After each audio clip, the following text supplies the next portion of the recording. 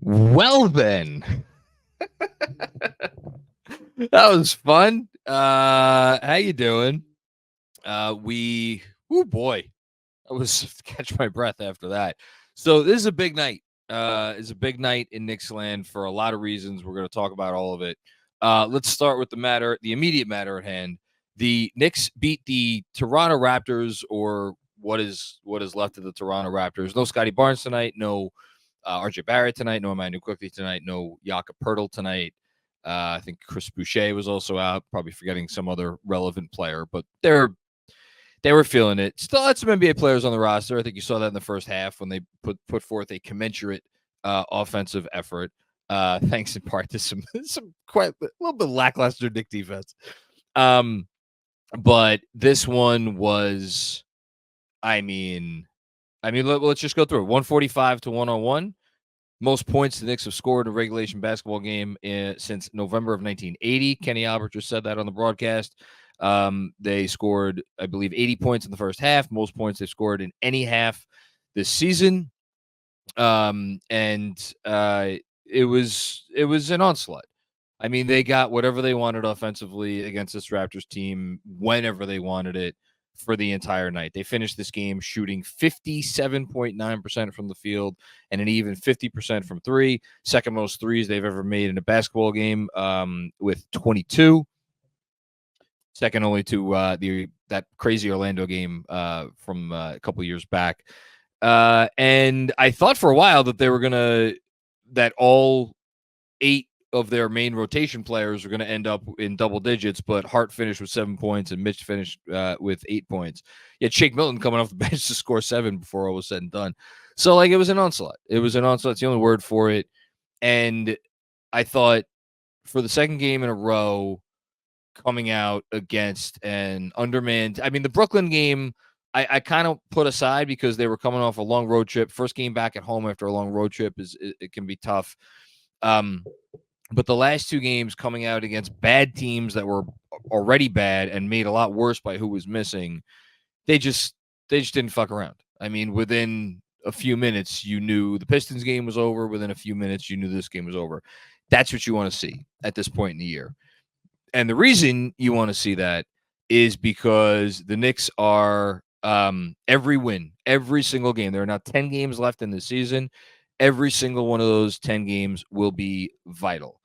And we'll go through why that is in the out of town scoreboard, which I will do after the opening monologue. But spoiler alert, the Knicks are in third place. And the Knicks are in third place because of some underwhelming performances by the Cavs and Magic, both of whom lost games they probably should not have lost. We'll talk about those again in a bit. But, and the playoff race is going to be interesting. I have on right now Pacers Bulls. Bulls are up by 13. It's going to be kind of weird because you're obviously you want to try to win every game if you're the Knicks. Obviously, you want to try to get as high in the standings as possible. You want to get home court. You want to avoid Boston side of the bracket. There's still a slim chance for a second place in the East. I don't want to say it too loud. I think it's highly unlikely. But so every game matters a lot. And you love the mentality that they came out with tonight, regardless of who the opponent was. They got one more game coming up on Friday against a team that they should certainly beat. We will see if Victor Wembanyama plays in that game. I actually have not checked yet tonight if he is going, but again, save that for a little bit later. And let's talk about the other big story of the night and the biggest story of the night, and that is Mitchell Robinson. It was great to see him back. It was a pleasant surprise when we all got the alert earlier today to say that, because when they listed him as out yesterday for the game, you figured, all right, he's not gonna play against the Raptors, which I don't think any of us thought he was going to play against the Raptors, because it's this version of the Raptors team that you don't really need him for. But I think, and we've talked about this a lot lately, if you've been listening to the pod, you've heard me say some version of this, which is that the Mitch injury situation I always have viewed as different from OG and certainly different from Randall. Randall is its own conversation because it's like, again, I've made the Kurt analogy to Russian roulette. You only have so many bullets with that shoulder. He did not get surgery, so you want to save those bullets. With OG, it's kind of this in between scenario where, whatever. And then, but with Mitch, you figured once he's ready to come back, he's ready to come back. And he was back. And oh boy, was he looking good. I thought within the first minute, I mean, really, it was like first 15 seconds of the game when he went after that loose ball and effectively got an offensive rebound, although it was an untraditional offensive rebound. To batter, to throw it off a Raptors leg, like you knew it. I thought he was springy. They were trying to throw him lobs. He converted a couple of them. It was everything you could have possibly hoped to see from Mitch. And he's going to be on a minutes limit. Fred Katz essentially came on the pod and said that as much today or yesterday. And so it looks like we're going to be getting a three-headed center monster for the foreseeable future, because Hartenstein, whether it's a 26-minute limit, 28-minute limit, whatever it is, Mitch, I don't know what his minutes limit is going to be. The Knicks have not publicly said what his minutes limit is going to be.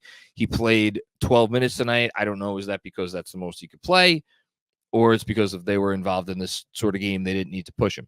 Either way, it's great because we have the best third-string center in the league. We have the best fourth-string center in the league, and Jericho Sims and certainly, or Precious Achiuwa and Jericho Sims. So it was great to see Mitch back tonight, looking like himself. And then, I mean, look, we could praise any number of players tonight. Like I said after the Pistons game, Jalen Brunson had the quietest 28-point game of his Knicks career. Well, tonight he had the quietest 26-point game of his Knicks career. Although, again, just like that Pistons game in the beginning of the third quarter, at the moment in this game where the Knicks were like, all right, we're gonna officially put this one to bed, where they went up by, I think the first time they went up by 20, middle of the second quarter. Yeah, it was. He scored who was it scoring 8 straight points and just tough bucket after tough bucket to put them up 60-39? Jalen Brunson. So great game from Brunson. Isaiah Hartenstein doing all the Isaiah Hartenstein things. You'll have to see that. Josh Hart didn't need to do a whole lot tonight. Still ended up with 10 assists, 6 rebounds, 7 points. You love all that. DiVincenzo not 2 away from the 3-point record. Figure he'll get that in San Antonio, which will be a really cool thing. And Bogey, how about that? Bogey finding the fountain of youth. I don't know what that was. He was getting it. He's getting good looks, solid. And it was great to see signs of life. Let's end with Precious and Deuce. So I brought up Precious a little bit already, but I want to shout him out specifically because I think with Mitch back, 3-headed center monster aside, you figure the guy that's going to take the biggest brunt or feel the brunt of that is Precious Achiuwa. Because there's only going to be a couple minutes at the backup center. And then, obviously when OG Anunoby comes out, then it gets really interesting. As of now, Achiuwa played 27 minutes because he's still playing the backup 4, which, by the way, I thought was the right decision. And it was a decision that I think was made easier by the fact that Alec Burks was a no-go tonight. My 2 cents, even when Alec Burks is back playing and back healthy, I would rather see certainly Precious Achiuwa as the 8th man in the rotation, as opposed, and again, we're talking before OG comes back, than Alec Burks. I don't know if what I said just made sense. Yeah. Well, even when Alec Burks is back healthy enough to play, I'd still rather see Precious as the 8th man. If you want to go 9 and you want to play Burks and Precious with the backup unit, that's fine. I don't really care. But Precious, he just continues to earn his time. And you saw it tonight with 13 rebounds. He had that, my Lord. Was that the dunk of the year for a Knick? I think that might have been the dunk of the year for the Knicks. If there's a better one, somebody remind me of it. I can't remember it off the top of my head. Maybe actually, Randall, I think. Randall had a big dunk. I forget if it was this year or last year. We had a big dunk at some point in the last couple of years, but that's the only other one that comes to mind.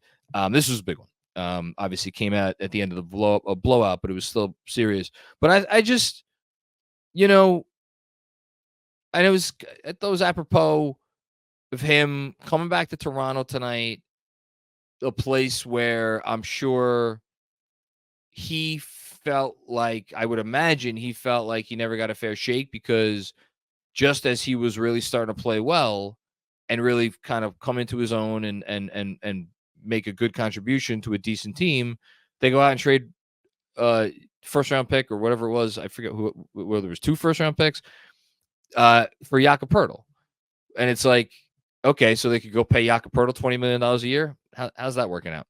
Anyway, and tonight coming back to Toronto, but on the same night that Mitchell Robinson comes back to kind of push him out of his rotation spot somewhat, for him to come in and just bring so much energy. And I thought, again, him and Robinson off the bench together, I thought it was fine. Obviously, it's going to be a lot easier against a team that can't play any defense. Much bigger test will come when they face a team that can guard them, just period, guard them. But like, you wonder, can the combination of those two guys in the interim until OG comes back, and then obviously until Randall comes back, can they keep you honest on the offensive end, whether it's purely through offensive rebounding, whether it's, through whatever, a lot of screen setting and a lot of movement, which the team has been doing a lot of lately. We'll see. But it was great to see him have a great night. And then, of course, we're going to end with Deuce McBride. So Deuce McBride, I went back and looked, because for a while it looked like Deuce, there was not going to be a Knick who was going to play 40 minutes tonight. And I was like, man, when's the last time that's happened? Turns out no Knick played 40 minutes in the Kings game, which I was shocked when I saw that. But yeah, Josh Hart was the most in that game with 38 and change. So when I was like, oh man, when's the last time a Knick hasn't played 40 in a game? But it's immaterial, because guess who played 40 minutes tonight? Deuce McBride. 29 points, which I think is either a career high or he tied his career high. Certainly set a new career high by 3 threes with 9 3-pointers, 9 of 14 from deep. Watching him put those threes up in the first quarter and tie the franchise record, which had been previously held, or he joins, I should say, John Starks and Quentin Richardson with 6 threes in a quarter. And all the minutes he plays and the defensive assignments he takes every night, and just like the dude never quits. It is a testament to everything that he is about. And I want to be very clear. I do not mean this to cast aspersions on anybody that has been traded away that this team drafted, because all those guys were valuable components and showed a lot of dog over the years that they were here. But I don't think it's a complete and total coincidence that the last man standing of the quote unquote like young crop of players that they drafted over those couple of years, I don't think it's a coincidence that it's Deuce. Because he just goes about his business every freaking minute that he's on the court and he's off the court, and with his practice habits. You've heard Tibbs talk about that recently, that nobody other than maybe Jalen gets up more shots in the gym, and hey, it's showing off. It's showing right now with what he's doing, which is quite frankly preposterous. Looking at his 3-point percentage and his just overall efficiency his first 2 years in the league, to go from that to this, where he's like, and these are not wide open catch and shoot threes. Like, there are hands in his face on a lot of these, and there are some pull-ups sprinkled in there, and it's like, this is serious shit. And like, I'll give myself a shameless plug here. In the Knicks Film School newsletter earlier today, I did a top 5 ranking of best value contracts in the league. I set the limit at the full mid-level, and only contracts that extended until at least next year. So like Hartenstein was ineligible because he's expiring. And I ranked Deuce third. I ranked DiVincenzo first. I ranked Alex Caruso second, even though he's expiring next year. And I ranked Deuce as the third most valuable, again, sub full mid-level contract in the league, because you got this guy for $13 million over the next 3 years after this one. And his defense certainly keeps him on the floor. And if he's going to shoot it like this, and the playmaking is coming around bit by bit by bit by bit. My God. I've had a lot of shitty tweets over the years. I think number one with a bullet might be when the day they signed Shake Milton. I was like, the Knicks got a real backup point guard. That didn't age well. And you know what? I was in a rush to judge this kid, because what we saw from him, even though he was hitting shots when he first got back into the rotation after the trade in January, I was like, yeah, it's really nice, but he's still not playing like a point guard. He's still much more of a wing.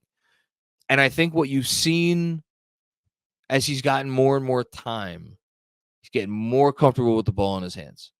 And he's getting more comfortable, initiating the offense. He doesn't have to do it a lot, especially now he's playing a lot with Brunson. But when he does have to do it, it's like not a complete disaster. It's not taking them 15, whatever seconds to get into their sets. And look, the real test will come during the playoffs.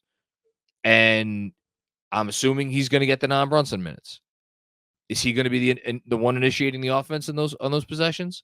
That's going to be the test. And we'll see what happens. But fantastic night for him. Fantastic night for the Knicks. And fantastic night for Mitchell Robinson. Fantastic night all across the board.